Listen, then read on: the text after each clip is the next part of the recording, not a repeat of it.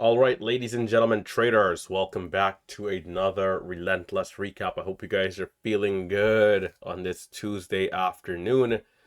Guys, we had another successful day in the markets trading ticker symbol CXAI. This is one that we've traded before and have done well on. And today, history is going to repeat itself as this thing is going to go from about 240 up to 376, providing some good opportunities.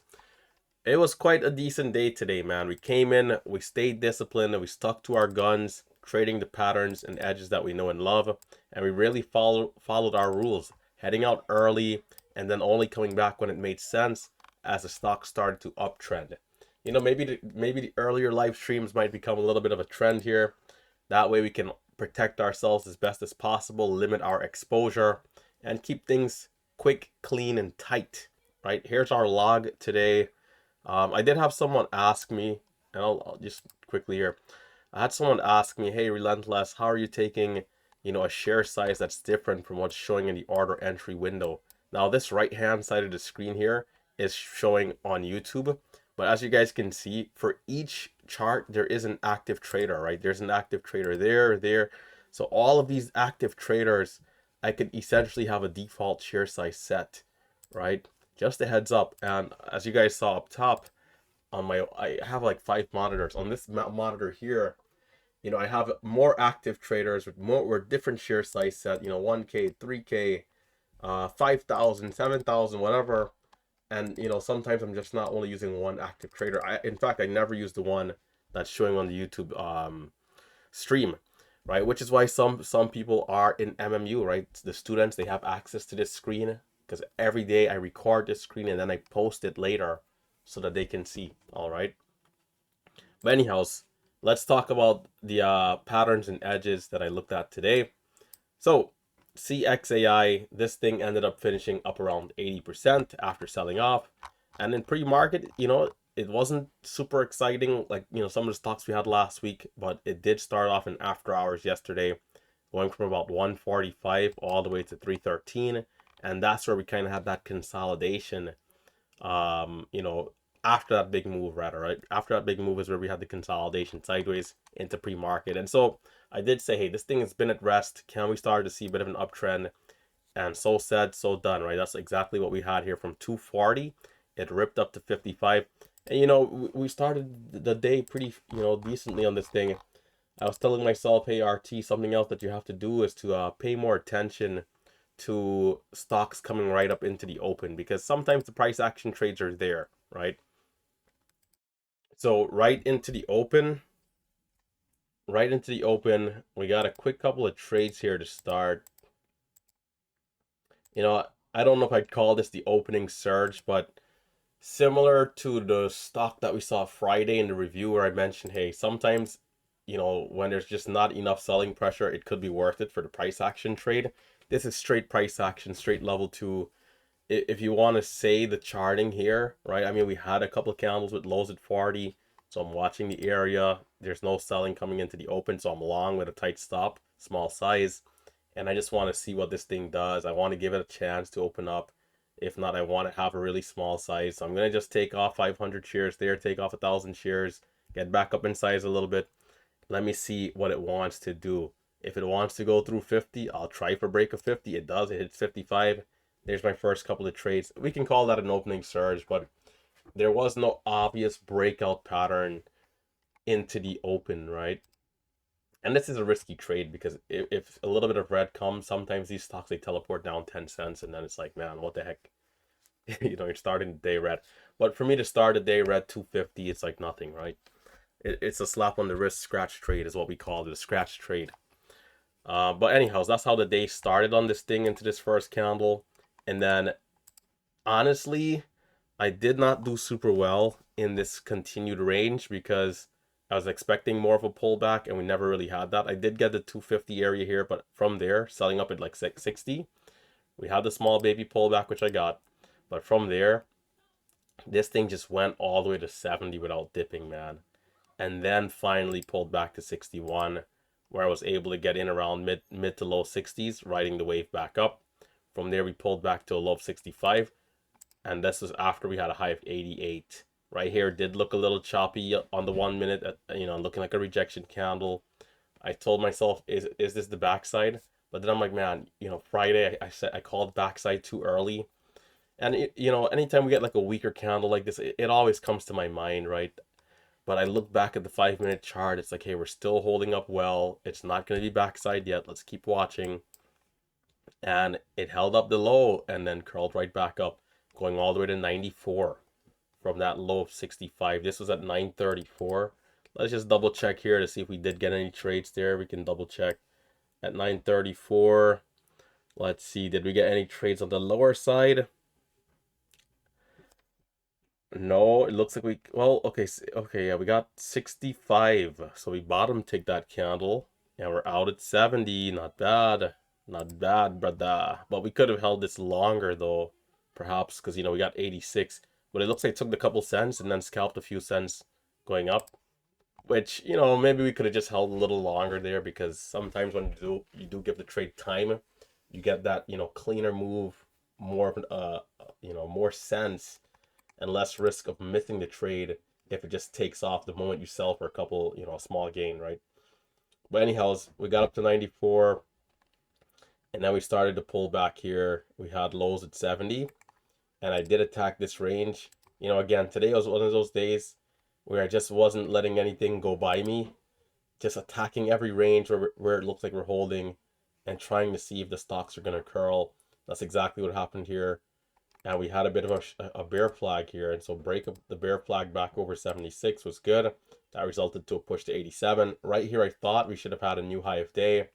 Sadly we did not. And right here I thought again, backside, weaker bearish engulfing candle. 5 minute looked awful, but you know, I knew there was still a chance because it was so early in the day.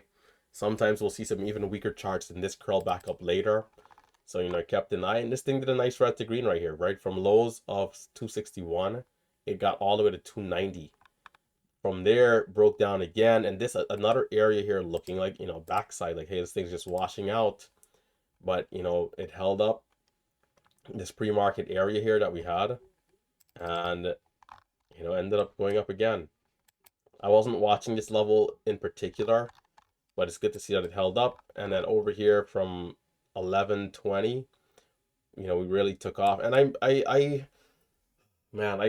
got up out of my chair literally 5 seconds before this move, and I'm like, I had to ask myself, dude, what the hell were you thinking? Like, but it's this thing where you know, it's like what's the word? It's not like normalcy bias. It's like a different phrase, right? But it's like I'm here for so long, like I got bored, a complacency, right? I became complacent is what happened. Doing other stuff, kind of just waiting for something to happen to the point where the stock is at 85, but it's like I'm not even watching it seriously. And you might say, why? Well, because we came at 85 right here. Over here we came at like 82. It's just not doing anything, and it's like, okay, another area where nothing is gonna happen until something does. And then I'm like, oh man. But, you know, who else do you blame but yourself? Nobody, right? So you got to take accountability, which I do, for missing that move. But anyhow, from there, we started to consolidate. You know, it pulled back, low of 93, 95. We had a hidden buyer 95 for some time. It curled back up. And it did provide some opportunities there, right? Slow grind right here to 20, pulled back, high of 30, pulled it back, low of 12, high of 30. And after another 20 plus 30 minutes, we finally broke through 30 into another slow grind. So throughout this move here, we made like another 400. So the first initial area right here, we're up about 900. Second area, we made about 400. Third area, about 400, pushing us to 1700. Like quite a few shares on the day. You know, we're probably gonna pay in fees a good, like, you know, 150 if I had to guess. I forgot how much it is for every million shares. These things, they come into my mind and then I forget them, right? But all good in the neighborhood. And that was the day. One stock really. There was another one in ELWS, but I didn't really see it. It looks like it gave a beautiful incline right here between 1048 and about 10.57. That 10-minute stretch right there, nice. Pulled back, huge wedge. A little bit of a false breakout, but it held up its levels and curled up. And once it got over high of day this time, it pushed over 460 and got up to 520 for highs. I missed this one. And I think throughout this time, honestly, I was still watching CXAI. Let's see, about 10:48 to 10:57. Let's just double check what was happening here at that time. 10:48. Well, if we kind of were up here, but 10:52. So ideally, when this type of candle comes, is where I want to switch away to see if something else is moving, what else is happening. So I did the poor job there, rotating, or maybe I just wasn't even present at all. But anyhow, we kind of missed that other stock. But that was the day, guys. Hit that thumbs up. Remember, if you are looking to become a part of the community, you can feel free to check out our day trading chat room. All right, where someone here said today was a bit of a dumpster fire, or EJH, a particular stock. But yeah, check out the chat room, right? It's much more intuitive, much more interactive here versus some of the other places that we'll talk like DMs, or let's say Instagram, or the YouTube live stream. Here's like the real deal chat room, right? And shout out to Kitty, record day. I'm not sure if this was today or a different day, but way to go. You can always check out the P&L section to see how everyone did. Vegito is back. Vegito is back, man. Vegito, reach out to us for verification, brother. By the way, there's gonna be members in the chat that has this blue check mark, like Zero, Kitty, and a few other people here.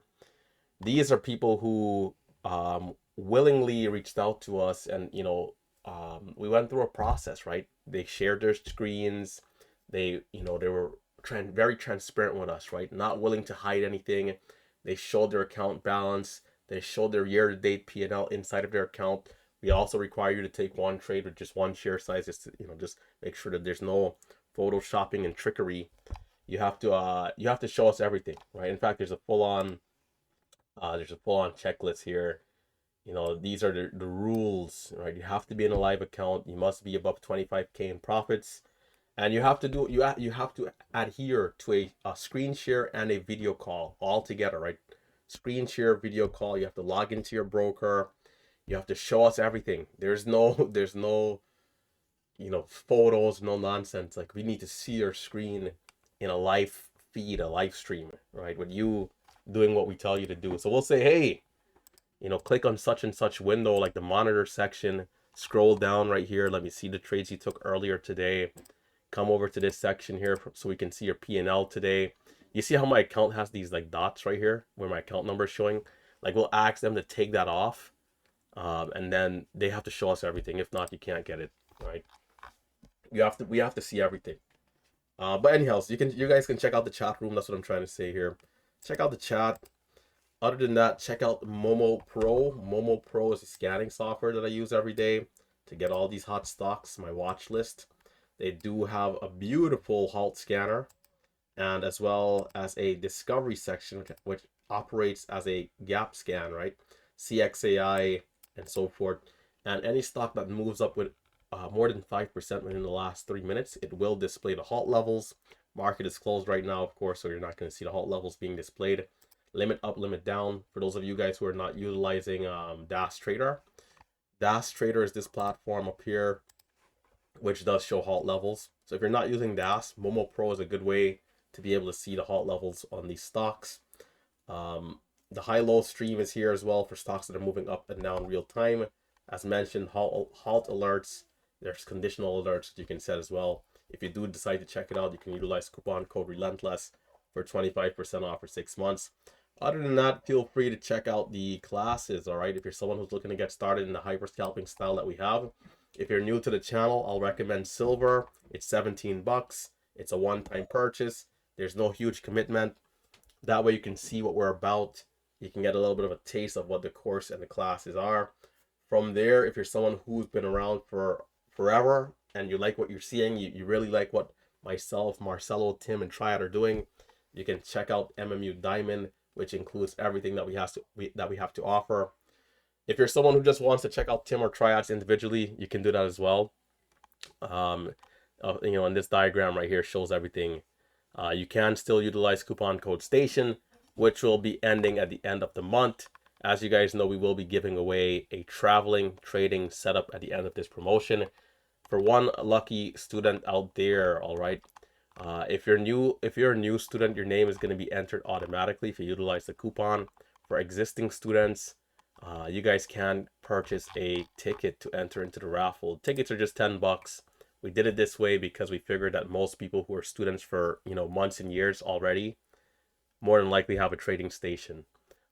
So the newer students, you guys will get a chance to win, and the students who do decide to buy a ticket, the permanent students, you guys will be entered regardless. If you even if you have a setup and you win, you can decide what you want to do with it. Maybe you use it for traveling if you don't have a traveling setup, or maybe it's an updated setup for what you have. Maybe you sell it. I mean, I don't know what the heck. You do anything with it that you want, right? You throw it out the window. Well, not throw it out, not throw it out the window. Hopefully, because then it's just going to waste, right? I shouldn't have said that. But yeah, you guys get the point. Hit that thumbs up. That's gonna do it. I'll catch you guys later. I'm going to the gym, man. It's time to get these gains. Woo!